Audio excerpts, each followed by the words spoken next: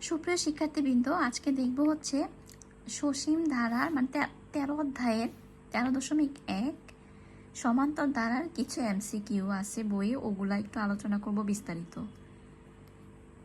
1 number, 13 + 20 + 27 + 34 ... 1 11 ধারাটির পদ সংখ্যা কত? এখানের এই ধারাটির পদ সংখ্যা কত? এখানে টিক মার্ক দিয়ে দেওয়া আছে অলরেডি, কিন্তু মানে এই জিনিসগুলো কিভাবে আসে সেই জিনিসটা একটু আলোচনা করব। তো এখানে এই যে ধারাটা, এই ধারার প্রথম পদ হচ্ছে গিয়ে 13। এবার লাগবে হচ্ছে সাধারণ অন্তর অর্থাৎ ডি। ডি মানে হচ্ছে দ্বিতীয় পদ বিয়োগ প্রথম পদ। তো এখানে এ হচ্ছে গিয়ে আমার 13 আর ডি হচ্ছে গিয়ে দ্বিতীয় পদ থেকে প্রথম পদ বিয়োগ অর্থাৎ 20 - 13 = হচ্ছে 7। পদ সংখ্যা কত? এখানে কিন্তু এন এর মান দেওয়া নাই, এন বের করতে হবে মানে কয়টা পদ। তো আমরা জানি যে এনতম পদের সূত্র হচ্ছে a + n - 1 × d। এটা হচ্ছে সমান্তর ধারার এন পদের সূত্র। তো ইকুয়াল দিয়ে লিখবো 111, অর্থাৎ এই যে এনতম পদের মান 111। বা এখন মান বসাবো, এর মান হচ্ছে 13 + n - 1, ডি এর মান হচ্ছে 7 সমান 111। বা 13 ওই পাশে চলে যাবে আর 7 দ্বারা n - 1 গুণ হবে, গুণ হইলে হবে 7 এর -7 ইকুয়াল 111 থেকে 13 বিয়োগ করব। বিয়োগ করলে কত হবে? 111 বিয়োগ 13, বিয়োগফলটা হবে যদি হাতে করি 4 5 6 7 8 9 10 11 8, আর অর্থাৎ 98 হবে। বা 7n ইকুয়াল -7, যেটা এটা ওই পাশে চলে যাবে, সেটা +7 হবে। তো 98 সাথে 7 যোগ করলে কত হবে? 99 100 1 2 3 4 5 অর্থাৎ 105। তো এন এর মান কত হবে? 7 দিয়ে ভাগ করবো। এই জিনিসটা যদি 7 দিয়ে ভাগ করি তাহলে হবে হচ্ছে 35। তো কত হইল আমার? ধারার পদ সংখ্যা হচ্ছে গিয়ে 15 হবে।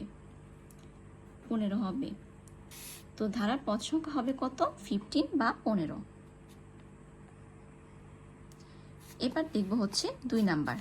2 নাম্বারের প্রশ্নটা হচ্ছে 5 + 8 + 11 মানে এই ধারাটি আর 3টা অংশ দেওয়া আছে, বলছে কোনটি সঠিক।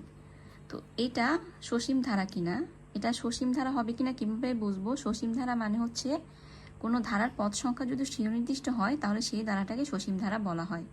তো এখানে কিন্তু পদ সংখ্যা সুনির্দিষ্ট, মানে একদম অসীম নয়। তো এটা একটা সসীম ধারা বলা যায়। আর এটা কি গুণোত্তর ধারা? না, এটা গুণোত্তর ধারা হবে না। কেন হবে না?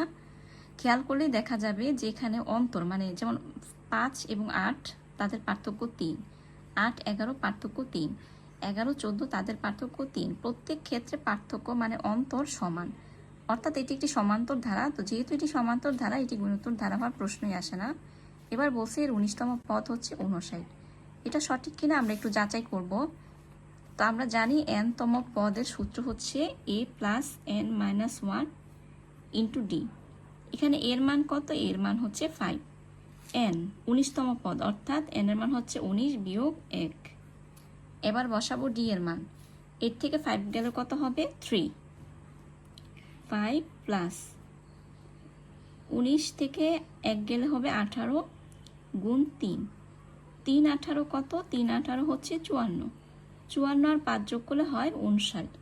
তো এর 19তম পদ 59, এটাও সঠিক। তো কোনটি সঠিক? এই যে খ, 1 ও 3। এবার দেখব হচ্ছে 3 নাম্বার।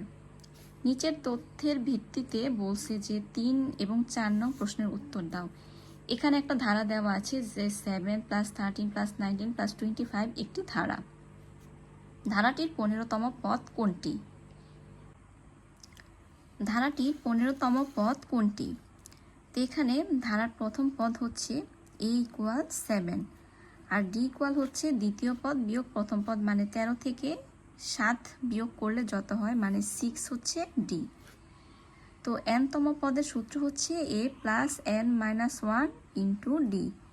তো 15তম পদ কোনটি হবে? অর্থাৎ n এর মান 15 বসাইতে হবে। তো মানগুলি লিখে দিই। 7 হচ্ছে এর মান আর n হচ্ছে 15, 15 বিয়োগ 1 হচ্ছে গিয়ে 14, d হচ্ছে 6। তো 14 গুণ 6 আর যোগ 7 মানে ক্যালকুলেশন করলে উত্তর হবে হচ্ছে গিয়ে 91 বা 91। এবার লাগবে ধারার প্রথম 20টি পদের সমষ্টি কত।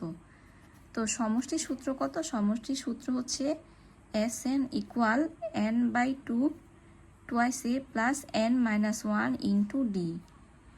তো n এর জায়গায় কি লিখব? 20, মানে 20/2। আর এর মান কত? এর মান হচ্ছে 7, n-1 অর্থাৎ 20-1। ডি কত হবে? ডি হবে 6। মানে 20 2 কাটাকাটি গেলে হবে হচ্ছে 10, 10 দুগুণে 20। এবার 7 দুগুণে হবে 14, যোগ 20 থেকে 1 বিয়োগ করলে হবে 19। তো 19 গুণ 6, 19 গুণ 6 ইকুয়াল 10। তো 14 যোগ 19কে 6 দ্বারা গুণ করব, 6 নং 54, 4 হাতে 5, 6 কে 6, 7 8 9 10 11, অর্থাৎ 114। তো 10 114, মানে এই সবটা ক্যালকুলেশন করব, ক্যালকুলেশন করলে হবে হচ্ছে 1280। এই তো।